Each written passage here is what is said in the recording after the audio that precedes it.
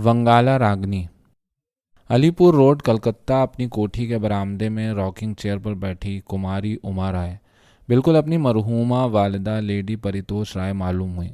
वही गुस्सैला चेहरा, वही झुर्रियाँ, बाएं हाथ में बड़े से जमरुद की वही अंगुश्तरी, सफ़ेद शॉल, बर्फ जैसे सफ़ेद बाल, बिल्कुल कोई बेवा महारानी, राजमाता। पहले जितनी मोटी थी, बीमारी की वजह से अब उतनी ही दुबली हो गई थी। वो अपने पुडल्स को नाश्ता करवा रही थी। बाग में चंद काले कलूटे नंगे पूर्वी बच्चे खुरपी लिए घास खोदने में मसरूफ थे। 40 साल कबल वुडलैंड्स, रमना, ढाका में भी यही मंजर था। कौन कहता है कि दुनिया बदल गई, या खामोश इनकलाब आ गया, या नक्सलाइट तहरीक चली और वही ऑटोक्रेटिक एरिस्टोक्रेटिक उमा देवी, जय काली कलकत्ते वाली। नमस्कार उमा देवी। नमस्कार, कैसे आई? अब वो ज़्यादा करने की हो गई थी। दीपाली ने बांग्लादेश और इंडिया आने का मकसद बताया। तुमको मालूम है, मेरा भाई नर्मलेंदु शराब पी पी कर मर गया। रेहान मुझे छोड़कर बांग्लादेश चला गया। दगाबाज। उनकी झुरझुरी आवाज़ भर्रा गई। रेहान की वजह से उनकी ज़िंदगी कितनी बड़ी ट्रेजेडी रही, दीपाली ने महसूस किया। वो खुद किनारे पर खड़ी हल्की फुल्की तमाशाई है। रेहान अपनी रूट्स में वापस गया। उमादी। एक वक्त आता है जब इंसान महसूस करता है कि एक मुस्तकिल मौहूम तहजीबी तसादुम और बेआरामी से बेहतर है कि इंसान अपनी जड़ों में वापस चला जाए। क्या वो तुमसे या मुझसे शादी कर लेता तो कल्चर क्लैश का सामना करता? शुरू में नहीं, मगर आखिर में। बुढ़ापे की तरफ बढ़ते हुए इंसान को अपने तहजीबी गहवारे की ज़रूरत होती है। वो अपनी माँ की तहजीब का मुतलाशी होता है। क्या अर्जुमन मंजिल उसका गहवारा है? उमा देवी ने आग बगूला होकर पूछा और गुस्से से हाँप कर खांसने लगी। गालिबन एक हद तक। अर्जुमन मंजिल भी और जहरा भी, दीपाली ने इत्मीनान से जवाब दिया। मैं लड़कपन से इनसे डरती आई हूँ। अब मैं क्यों डरूँ? अब ये मेरा क्या बिगाड़ सकती हैं? अब ये मुझे बुली नहीं कर सकती। अब मेरे बाल भी सफ़ेद हो चले हैं और अब रेहानुद्दीन अहमद भी दरमियान में नहीं है, न डॉक्टर बिनोय चंद्र सरकार। और यकलख्त उसे एक इंतहाई कमीना ख्याल आया। अब मैं उमा राय से ज़्यादा दौलतमंद हूँ। पोर्ट ऑफ स्पेन में मेरा कॉलोनियल मैंशन वुडलैंड से कम शानदार नहीं, तो रोब किस बात का? कुर्सी पर आगे को झुकी खांसती हुई खजूर की तरह सूखी चमरख उमा राय बेहद काबिल रहम और मज़ाक़ खेज़ मालूम हुई।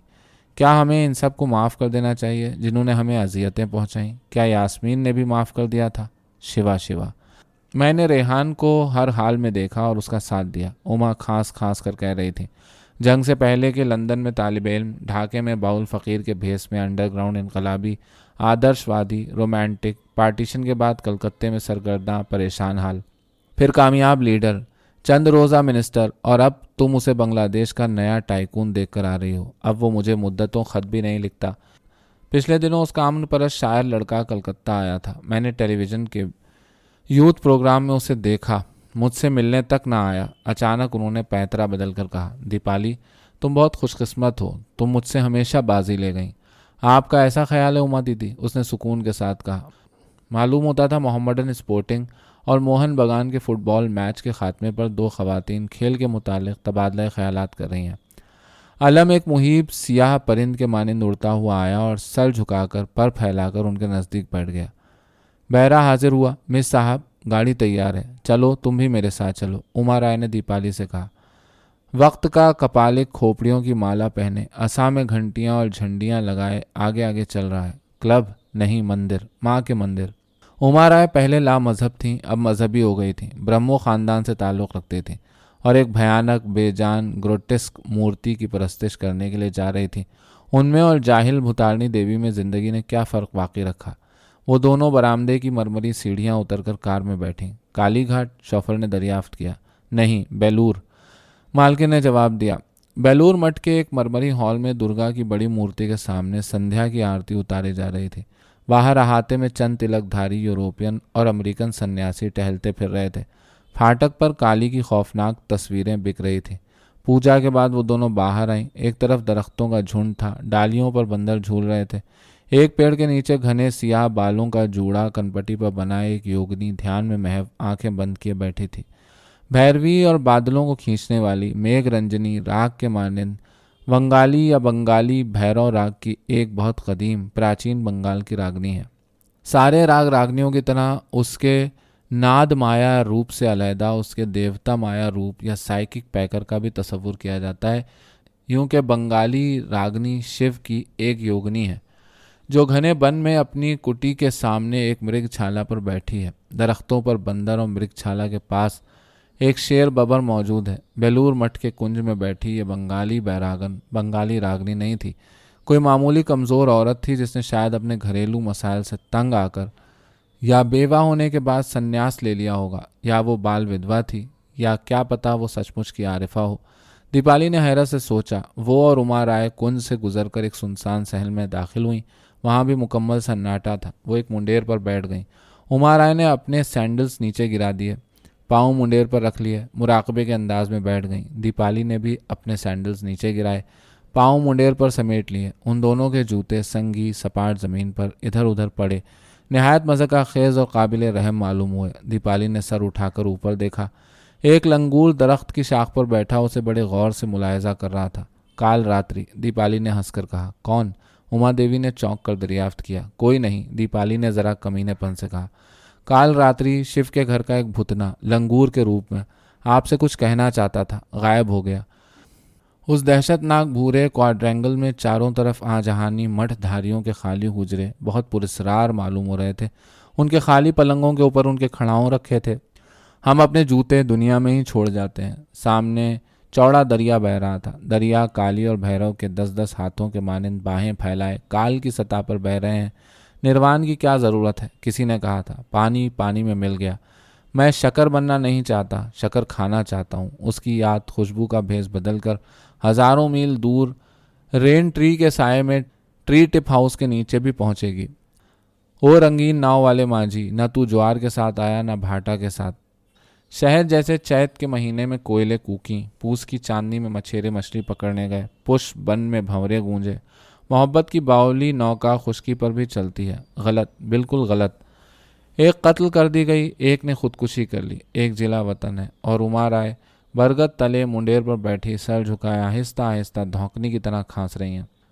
कहरनाक काली, कहरनाक रहीम मादर अजीम, तेरी कुर्बानगाह में मैंने पुदीने की पत्तियों और ज़ाफ़रानी चावल और मौत और ज़िंदगी के नजरानों से अंजलि सजाई। उमा हमावती, मैं तेरे लिए कलियां और जंगल की बेरियां लेकर आई हूँ। अंबिका पार्वती, सारे सुख और सारे दुख तेरे लिए। गिरिजा शंभवी, दरख्तों ने सरसरा कर दोहराया। डालियां आदमियों के हाथों की तरह हिलने लगीं। शीलपुत्री, शारदा, कानन दुर्गा, दुख्तरे कोह। जब रामप्रसाद सेन माँ माँ पुकारते पुकारते आजिज आ गए तो उन्होंने कहा था, माँ माँ मत पुकारो, पता नहीं वो मर चुकी है, वरना आती क्यों नहीं। उमा राय अपनी दौलत और अपने पूडल्स और अपने मुलाजमों की दुसरात में दुनिया में बिल्कुल तन्हा थीं।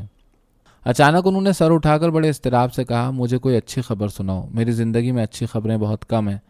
अच्छी खबरें मेरे पास भी बहुत ज़्यादा नहीं हैं उमा दीदी, दीपाली ने कमीनेपन से जवाब दिया। वो दो बूढ़ी बिल्लियाँ थीं जो एक सुनसान गली में बरगद तले अपने अपने पंजे तेज किए एक दूसरे के मुकाबले पर मौजूद थीं।